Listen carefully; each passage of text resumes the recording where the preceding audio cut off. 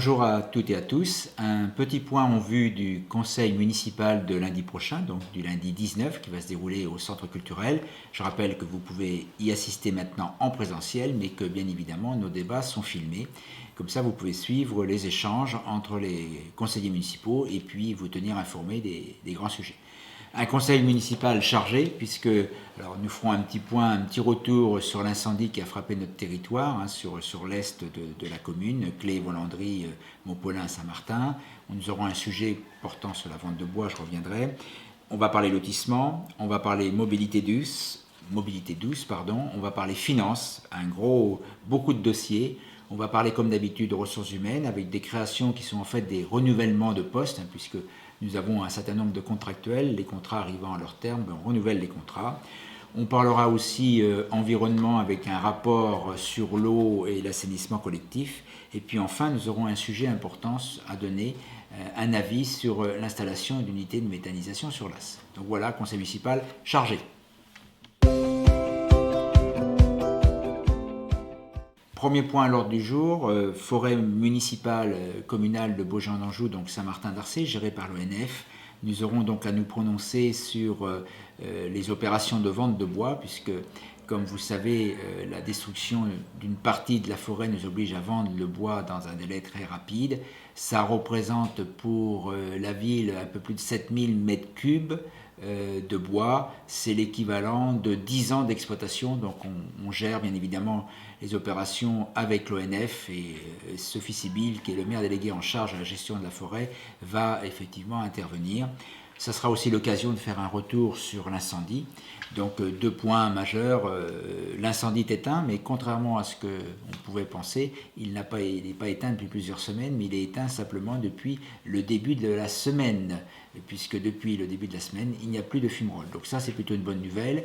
Nous avons rencontré, j'en parlerai, les propriétaires forestiers, j'ai rencontré les familles qui avaient été évacuées, nous avons eu cette soirée de remerciement des bénévoles. Donc voilà, la page de l'incendie ne se ferme pas, nous en écrivons d'autres, puisque je suis en lien avec la préfecture, avec le ministère, avec le SDIS, avec le département, pour trouver des solutions de manière à prévenir et éviter que cet événement ne vienne à se renouveler. Donc le dossier concernant la forêt communale de Beaugency-en-Anjou sera l'occasion de refaire un point sur l'incendie qui a ravagé pratiquement 1300 hectares de forêt.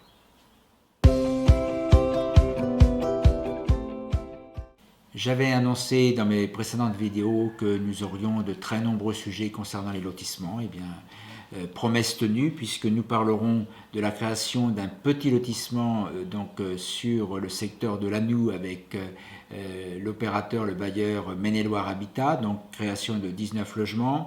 Nous parlerons aussi de la construction de 4 logements sur Échemiré, donc sur un terrain qui a été donné à la ville avec un objectif social, donc là aussi 4 logements. Nous parlerons bien évidemment de la gagnerie lotissement qui est en cours de réalisation sur Échemiré. Et puis nous aurons également une délibération particulière. Vous savez que la ville a engagé une opération programmée d'amélioration de l'habitat et de rénovation urbaine, OPA RU. Et nous avons dans cette OPA RU un dispositif très particulier qui s'intitule l'opération de restauration immobilière, une ORI, qui peut permettre à la commune d'accompagner fortement les propriétaires de logements insalubres ou très mal entretenus, les accompagner avec des aides, mais aussi les contraindre à effectuer des travaux pour qu'ils remettent ce bien sur le marché de la location. Donc voilà, nous allons clôturer la période de concertation et lancer l'enquête publique qui permettra au Conseil à la rentrée prochaine de se prononcer sur la mise en place de ce dispositif un petit peu particulier.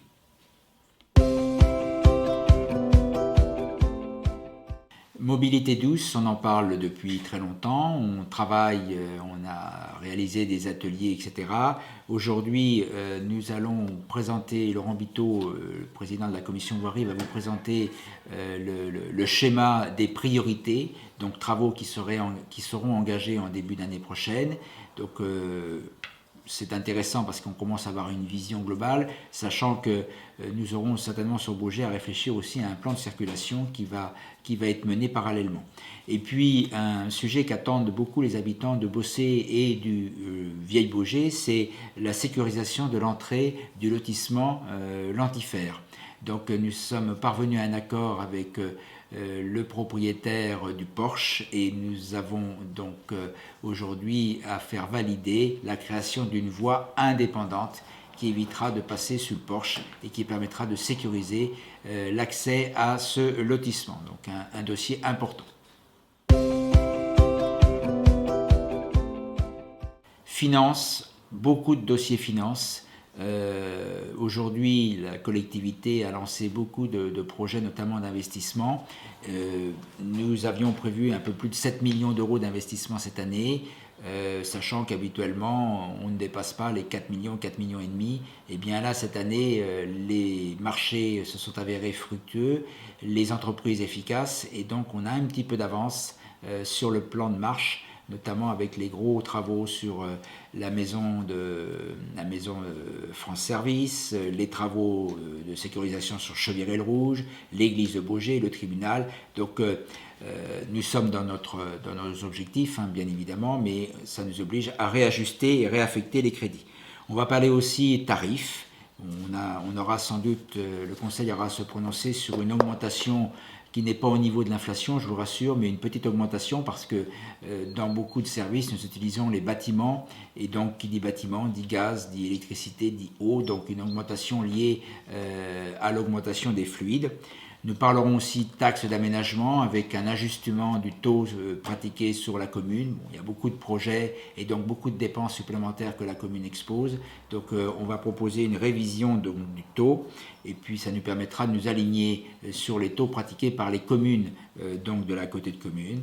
Nous parlons aussi vente d'une licence 4 dont la ville était propriétaire. On n'a pas vocation à garder la propriété d'une licence, donc on va la vendre. On va également évoquer un dossier un peu particulier. Nous allons, pour nos besoins de financement, faire appel à un cabinet extérieur qui va nous aider à constituer des dossiers de demande de subvention, notamment pour aller chercher des subventions européennes, parce que c'est difficile, parce que c'est très technique. On a besoin d'être accompagné. Nous aurons donc une décision modificative qui va résumer tout ce que je viens de vous présenter. Il n'y a pas de... Voilà, nous sommes encore dans le budget, pas de difficulté, simplement il faut qu'on réajuste les crédits, vous l'avez bien compris. Donc un passage qui sera un petit peu technique que nous conduirons avec Jean-François Cullorier, premier adjoint en charge avec moi des finances. Des points habituels également concernant le renouvellement des contrats ou les créations de postes. Alors, il ne s'agit pas de création au sens, je dirais, nouveauté du terme. Ce sont en fait des renouvellements de postes que nous aborderons au conseil municipal. Vous savez que la ville est forte d'environ 200 agents. On a une partie importante de contractuels. Tout le monde n'est pas fonctionnaire à la ville. Et donc, ces contrats doivent être renouvelés et ça sera l'objet d'une petite série de 5 délibérations qui consisteront donc à renouveler des contrats.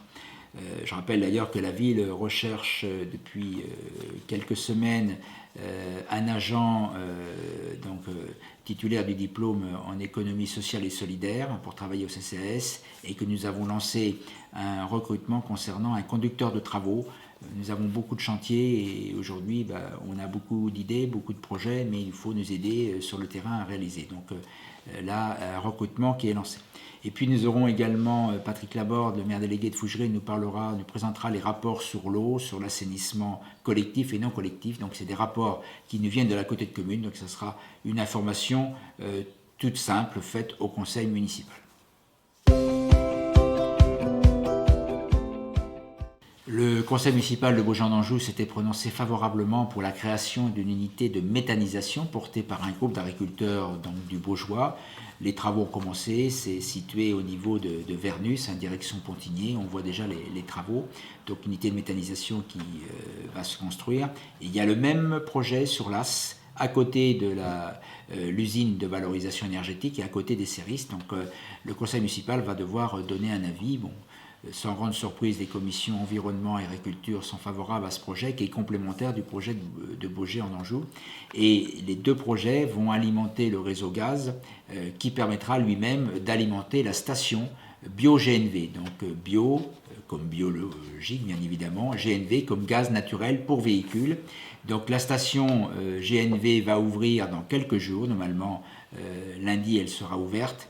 Elle est pour l'instant ouverte aux professionnels ou aux propriétaires de véhicules poids lourds, puisque aujourd'hui les fabricants français, les constructeurs français ne fabriquent pas de véhicules légers au gaz naturel. Donc je me suis permis d'écrire à Madame la Ministre pour lui signaler qu'il y avait là une petite difficulté. D'autres constructeurs étrangers comme Volkswagen ou Fiat fabriquent des véhicules légers. Donc pour l'instant cette station va être réservée aux professionnels. J'espère qu'elle pourra être ouverte assez rapidement aux propriétaires de véhicules légers dont les véhicules sont compatibles bien évidemment avec le GNV. Donc un sujet environnemental important, mais pour notre territoire, il faut qu'on soit autonome. Le président de la République décline depuis plusieurs mois le fait que la France doit avoir une autonomie énergétique importante. Et bien le Baugeois contribue à sa façon. Voilà, donc tous les points synthétisés qui sont évoqués lors du conseil municipal qui sera chargé.